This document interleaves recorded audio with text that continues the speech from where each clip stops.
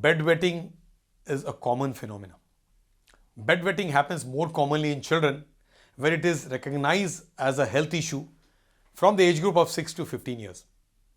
So if I'm talking to parents today whose children are between 6 to 15 years and they continue to do bedwetting at night, either once at night, once a week, multiple times at night, or few times even at month, it probably is an entity which is more of a disease process, more of a maturation process which should be taken care of and handheld in the journey to probably get them right dry. And how do we do it?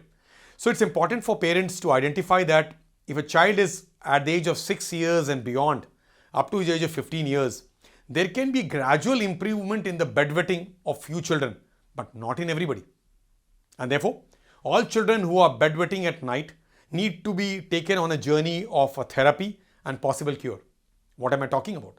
To reach the society of parents, schools and small children, and including all the ambassadors who hear this wonderful platform and get to identify that children and bedwetting is not going to be left alone from today onwards. We want children to be dry for better good mornings. It is important to identify that there is a kind of a mechanism where the brain and the bladder rhythm has not developed completely. Normally what happens between 3 to 5 years with a toilet training that the parents, especially mother, gives, she is in close touch with the girl or a boy child and helps them to identify that they need to go to the washroom and empty their urine. But that's in daytime. Daytime we are under gradual control mechanism being developed by our parents, by a behavioral mechanism which is being imprinted upon the brain.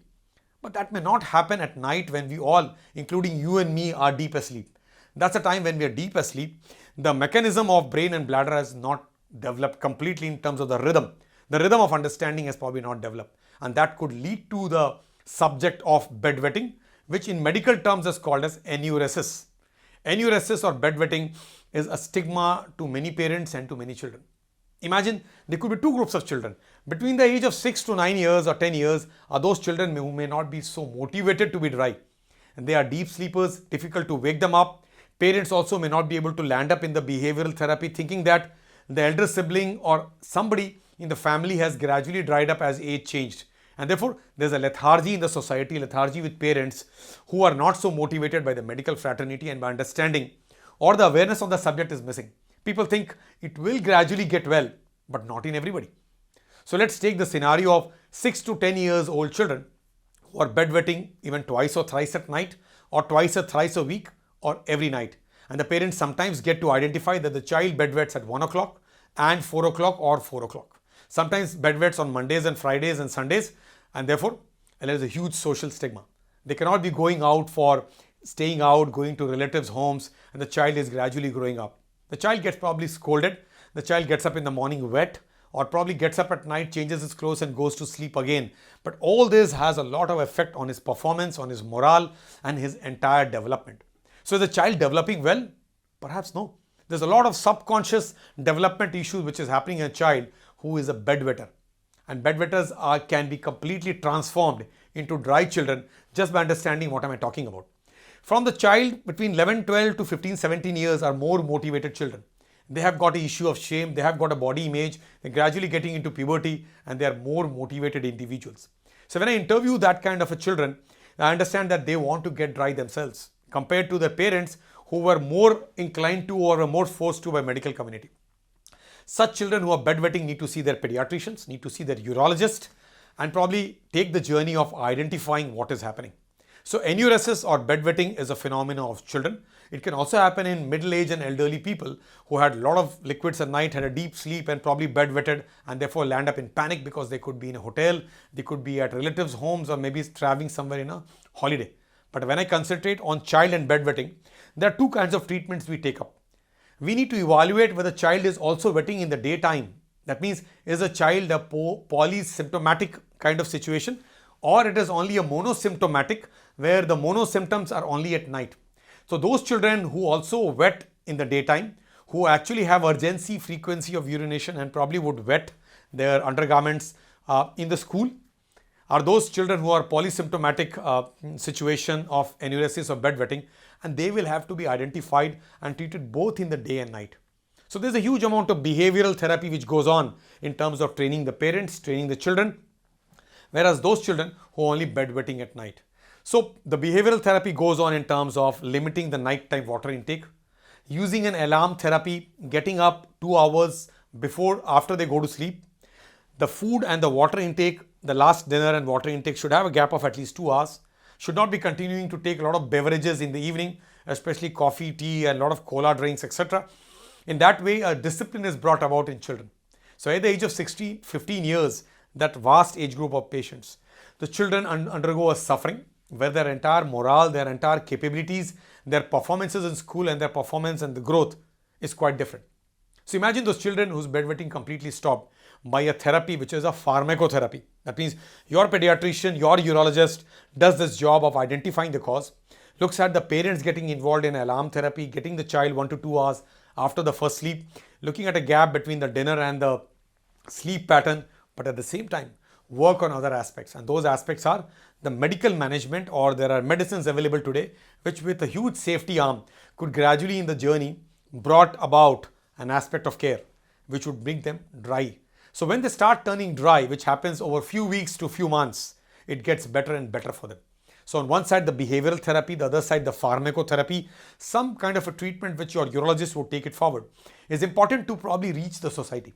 Because parents think that children should drink 2 glasses of milk at night, and if you drink, you already are bedwetter, you will continue to bedwet. So is it necessary that we continue to drink a lot of liquids at night in children who are bedwetting? Very important. It also is important to identify that the child is not constipated. It is important to identify that if one parent has a history of bedwetting, the child will have a chances of bedwetting in the region of 14 to 30%. If both the parents had bedwetting in their childhood, it's possible that the child will have a bedwetting as a result of 45 to 50% incidence, which means that if both the parents were having a genetic modality of that, children may bedwet. So friends, bedwetting is a situation of agony and discomfort, both for the family and the child and a growing child. Giving examples, sometimes parents and maybe doctors and the society may forget, and these children continue to bedwet even at the age of 13, 14, 15 years. It's time to go to a hostel right now, and you would not like to go to a hostel. Why? Because you do bedwetting in the home. There are people who have gone beyond that to 17 to 25 years and also intermittent do bedwetting. I've had patients who actually have come in, I am of the age of 23 and 25. It's time to get married, but I don't want to get married. I do bedwetting alternate day, every day, twice at night or twice a week. So for us to improve the quality of our future citizens and our young buddies, it's important for us to identify the quality of life of individuals who actually go through a very silent agony. They may not be able to speak up. Parents speak for them, but many a times parents may be ignorant. And that ignorance is never a bliss. Awareness is what we are driving today. Awareness about bedwetting or enuresis is an important aspect that needs to be taken to the society and make people understand that let us not allow bedwetting to happen in children between 6 to 15 years. These children are potentially treatable and curable. Once we have cured them, a small subset of patients may probably come back with a secondary bedwetting or secondary enuresis. So a child was dry all his life, and suddenly at the age of 8, 9, 10 years, we suddenly find bedwetting happening. And that is where the change could be something else. And therefore a doctor will have to spend time, look at the parents, discuss with the parents, the children, and the larger environment of the child, including the teachers too. There's a possibility the child is going through a psychological trauma. The child is going through possibly an abuse. There is a change in the psychology of the child because the child had a change of school. The child probably has a change of city. The child is not happy with what is undergoing around. That kind of a stress can sometimes bring about secondary enuresis, or when the child was dry for some years or completely, suddenly starts bedwetting. There's a psychological trauma happening in a very subconscious mind which a child may not be able to tell, and that has to be identified. So all secondary bedwetting or secondary enuresis after a periods or years of dryness could be for those children where we need to spend a more amount of time to identify. So friends, it is important for us to identify that the child is not constipated. The child is not having leakage at the school, which is the daytime leakage. The child is not bedwetting multiple times at night and multiple times a week. And therefore, we need to reach out schools. We need to reach out parents.